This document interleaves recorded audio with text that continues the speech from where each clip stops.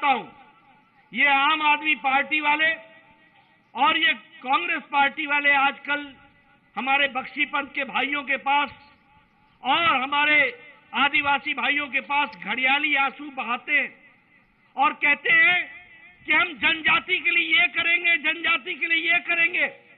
मैं पूछना चाहता हूं कि 70 साल में तुमने क्या किया जो अब तुम करोगे? इस बात का हमको जवाब दो। तुमने तो इनकी कभी चिंता ही नहीं की, कभी इनकी खबर ही नहीं ली, कभी इनके बारे में सोचा ही नहीं। ये तो भारत रत्न अटल बिहारी वाजपेयी थे जिन्होंने ट्राइबल मिनिस्ट्री बनाई और जनजाति मंत्रालय बनाकर जनजातियों की चिंता शुरू की और उनके बारे में चिंता की। जनजाति गौरव दिवस अगर मनाया तो नरेंद्र मोदी जी ने मनाया, अगर जनजातियों के लिए रिसर्च इंस्टीट्यूट बनाया तो नरेंद्र मोदी जी ने बनाया, और भारत का पहला राष्ट्रपति जनजाति महिला को बनाया तो द्रौपदी मुर्मू को, वह भी नरेंद्र मोदी जी ने बनाया। आज हमारे यहां केंद्र में 8 मंत्री हैं जनजातियों के, हमारे 3 गवर्नर हैं जो जनजाति समुदाय से संबंध रखते हैं, भारत की राष्ट्रपति है, 8 मंत्री हैं, 3 गवर्नर हैं। जहां मौका मिलता है वहां हम जनजातियों को मदद करते हैं और मजबूती प्रदान करते हैं। हमारे प्रधानमंत्री Narendra Modi ji, national tribal institute बना है, 27 रिसर्च इंस्टीट्यूट्स बने हैं और जनजातियों का, भाइयों का जो आजादी की लड़ाई में योगदान है उसको भी सामने रखने का प्रयास किया है। मित्रों, क्या ये सच्चाई नहीं है कि आज से पहले 365 दिनों में 250 दिनों में कर्फ्यू लगा होता था? लगा रहता था कि नहीं लगा रहता था? लगा रहता था कि नहीं? मैं पीछे से सुनना चाहता हूं। आज 20 साल हो गए, एक दिन भी कर्फ्यू नहीं। लॉ एंड ऑर्डर, कानून व्यवस्था दुरुस्त, सबको सम्मान से जीने का अधिकार, सबका साथ, सबका विकास, सबका विश्वास, सबका प्रयास, इस मंत्र को लेकर के हम आगे चले। न आगड़ा, न पिछड़ा, न गांव का, न शहर का, न पुरुष, न महिला, कोई भेदभाव बगैर किए हुए मोदी जी ने सबका साथ, सबका विकास, सबका विश्वास, सबका प्रयास, इस मंत्र को आगे बढ़ाया।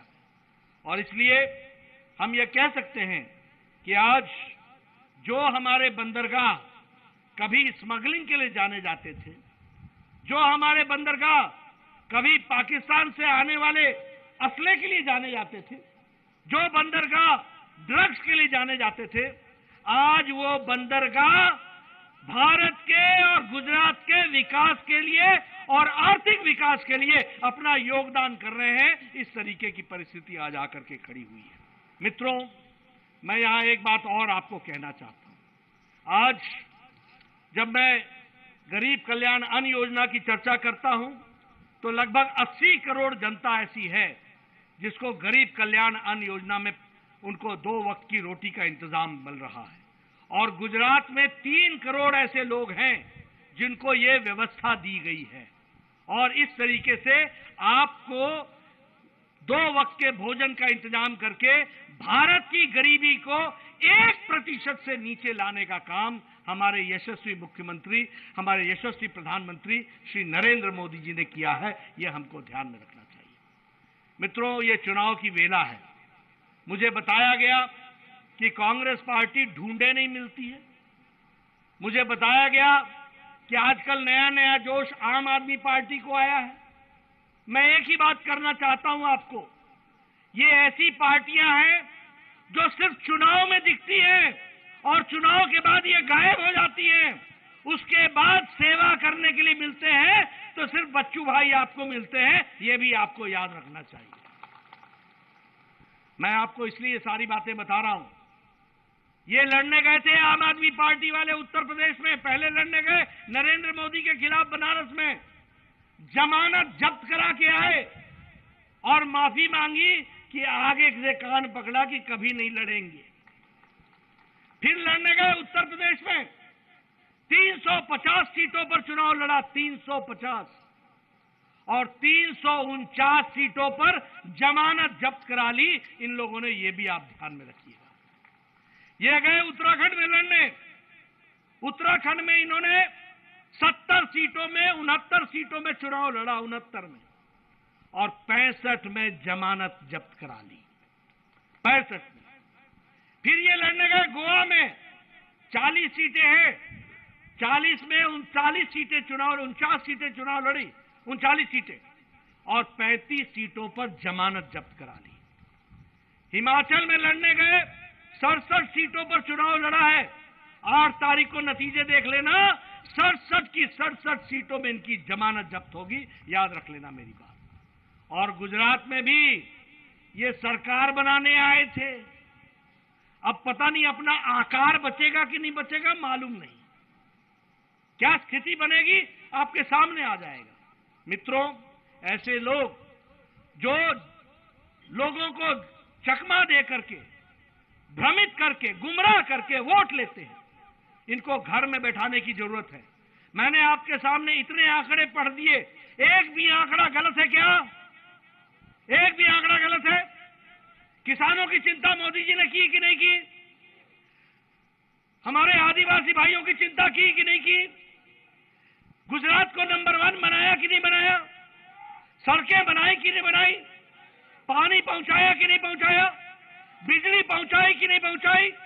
विकास किया कि नहीं किया? इसलिए कहते हैं, जो कहा था वो किया है, जो नहीं कहा था वो भी करके दिया है और आगे भी करके देंगे, ये हम आपको विश्वास दिलाते हैं।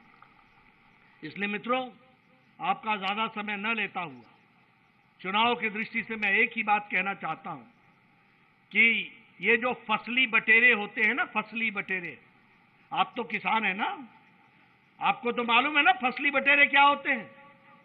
जब फसल लगती है तो बटेर आ जाते हैं और खेत को खराब करके और अपना अनाज लेकर के चल देते हैं, फिर नहीं मिलते ये। और फिर फसल लगाता कौन है? किसान।